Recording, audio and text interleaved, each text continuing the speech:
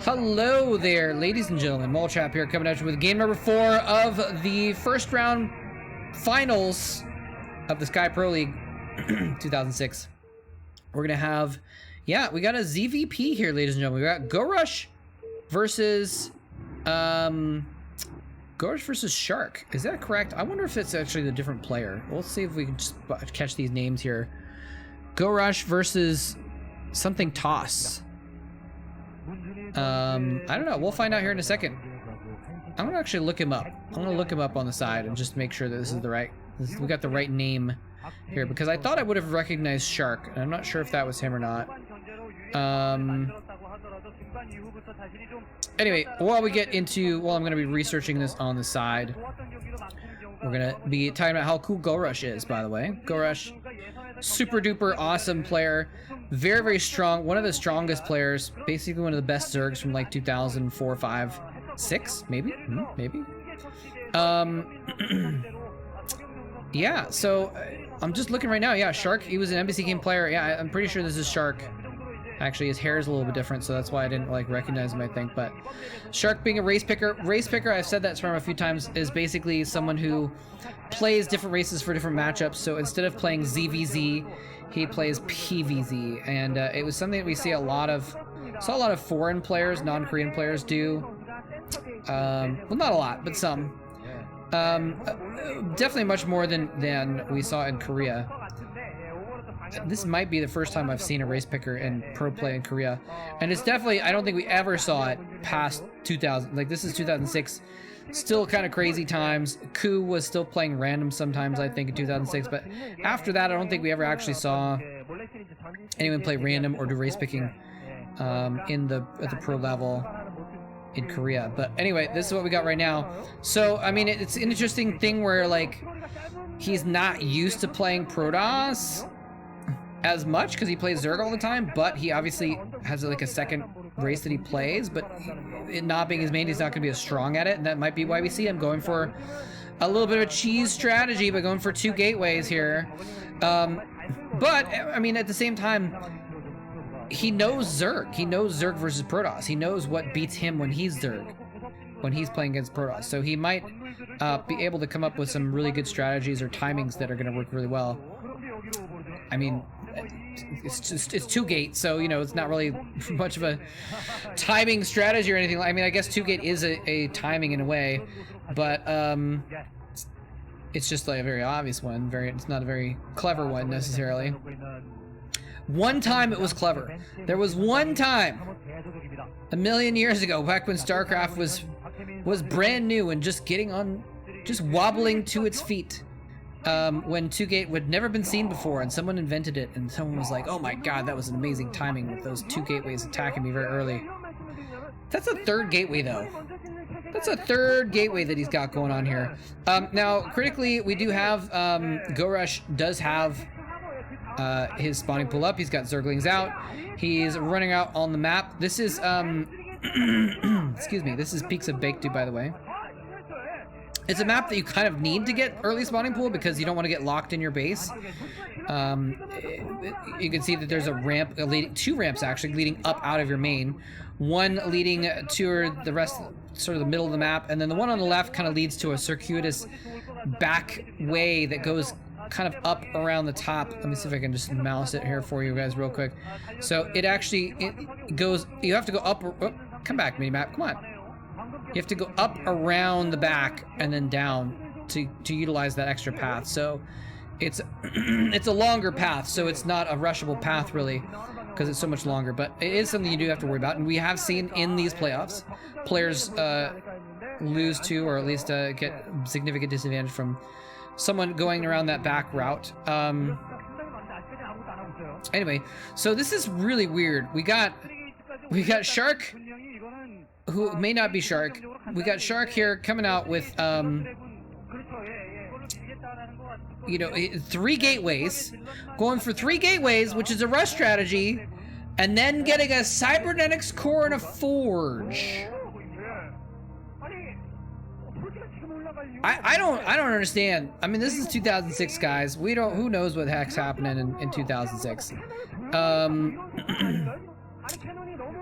Yeah, this is just, I don't know what to say about this. It's a strange strategy. I guess what he's thinking here is like, you know, he wants to just get a big army, but slowly, I guess. Now he's getting a robotics facility. What is he doing? What is this? I don't understand. I'm so baffled right now.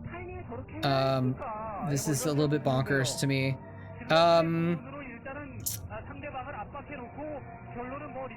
Okay, hold on a second. This is not, maybe this isn't Shark. Because now I'm looking at Shark's stats in the background, and he does not have a game listed for this date. Oh, I'm looking at the wrong year, that's why, JK. I'm looking at the right year. I'm like so confused. I'm so confused. By this build, like what's with this build? Okay, let's see. Okay, we got 2006.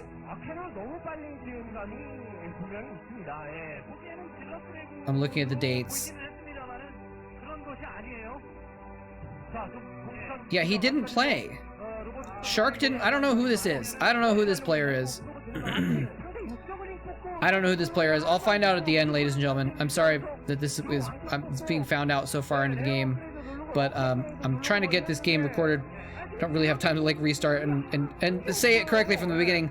But you know what? It's okay because we get to watch this random player who may or may not be Shark and probably isn't do this really strange build.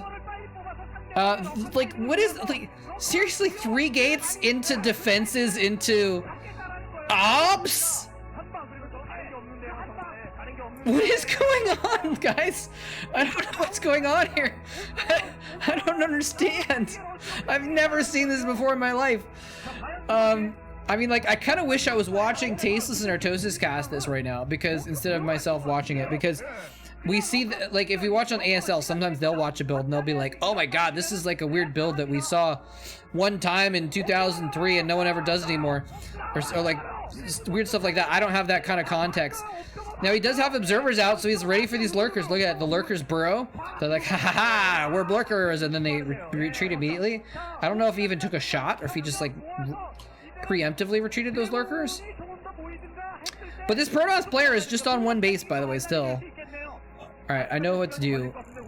I'm still pulling up stats in background, sorry guys. But I'm gonna be able to look at the Pro League list of games for the playoffs, I think.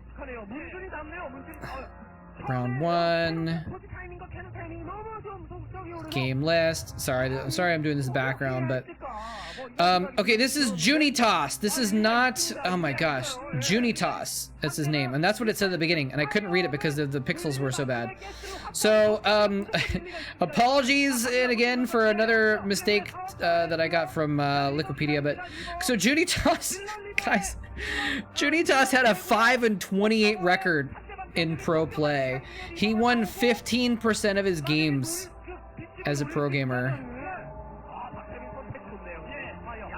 I mean, I guess in a best of 7, you gotta throw everything at the wall, you know.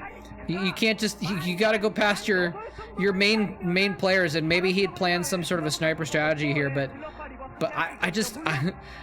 I'm so baffled by this. I don't know what to say. Like, this is so bad. Like, it's just bad. Now, here's the thing. GoRush has not really taken too much advantage of the fact that he did this bad build. He went for this weird, he's gone for this, I've been so baffled by the Protoss play and everything that I've failed to notice until now that GoRush also went for 1 base lurker spire and then got an expansion up late, and now it doesn't have any defenses, and it's in the bottom right, and now these zealots that he made 1,000,000 years ago are actually going to come in here and kill this base off, unless he decides to go for the Zerglings, I guess. Look at that interesting Sim City where that Dragoon was like doing a little attack, doing a little dance in between the pylon walls. Anyway, so these zealots are gonna come in here. They're gonna get a significant amount of damage done. They got this sunken colony down.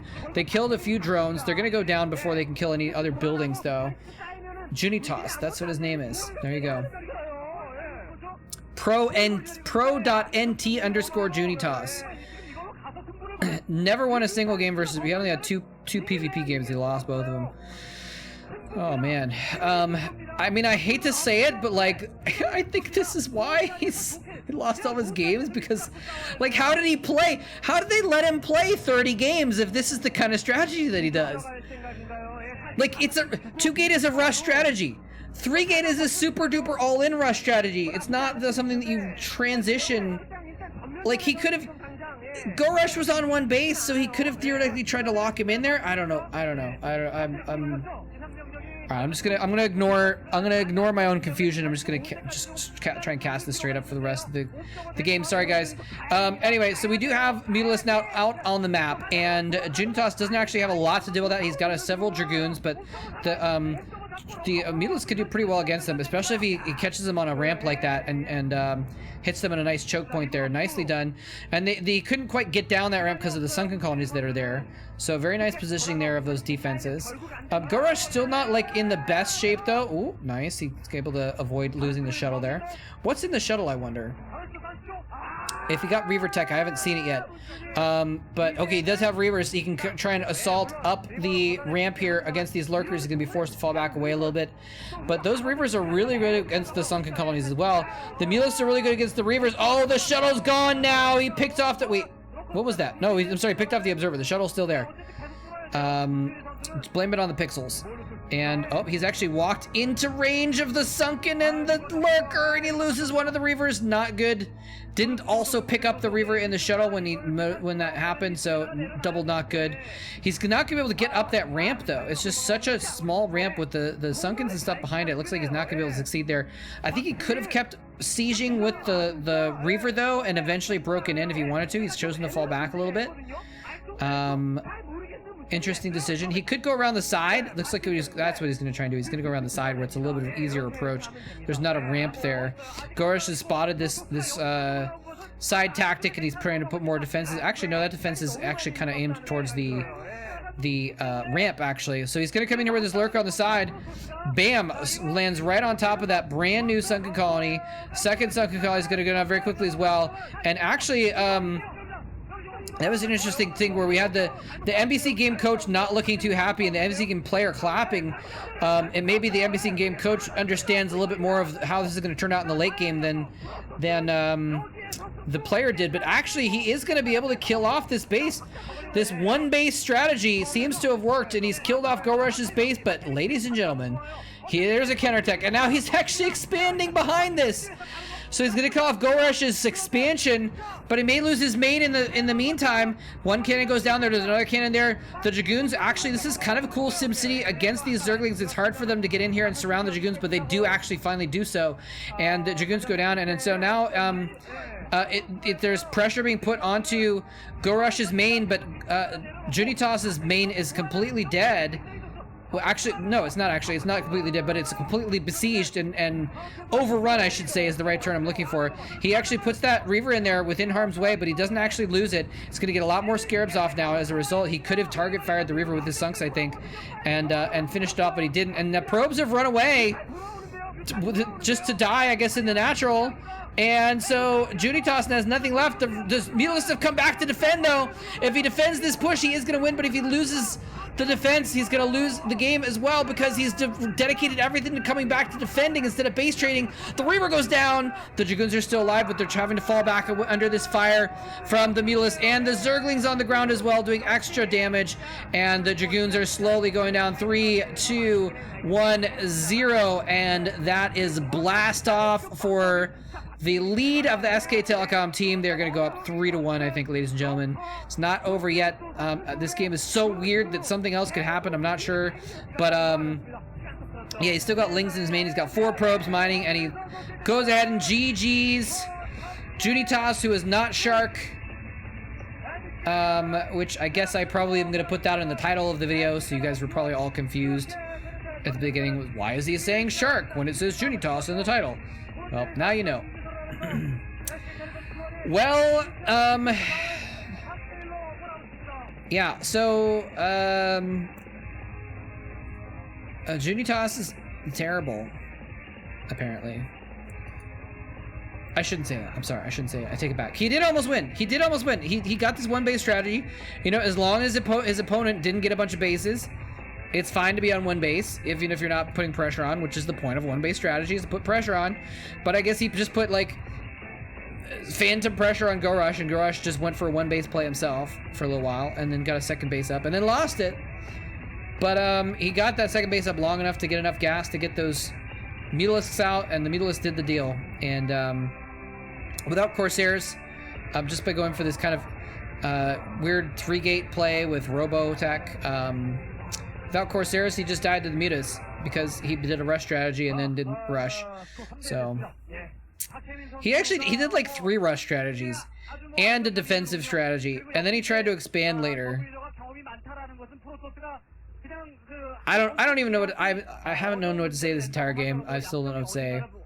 I'm sorry if I'm being too hard on JuNiToSs, but he did go 5-28 in his career, you know, so I feel a little justified by ragging on him a little bit there.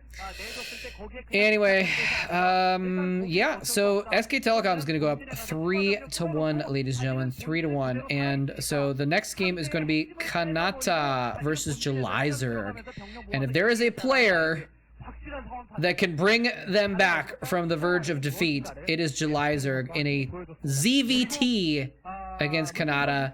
This is going to be a strong position for MBC game to be able to come back and bring it to a 3-2 situation, which they'd still have to then win another 2v2 match and win it get it to 3v3 and then do an ace match. But that's neither here nor there nor anywhere, because we still got to get through JuNiToSs beating Kanata if that's even going to be a possibility. So JuNiToSs versus Kanata coming up soon. Hope you enjoyed this one, ladies and gentlemen. Thanks for watching.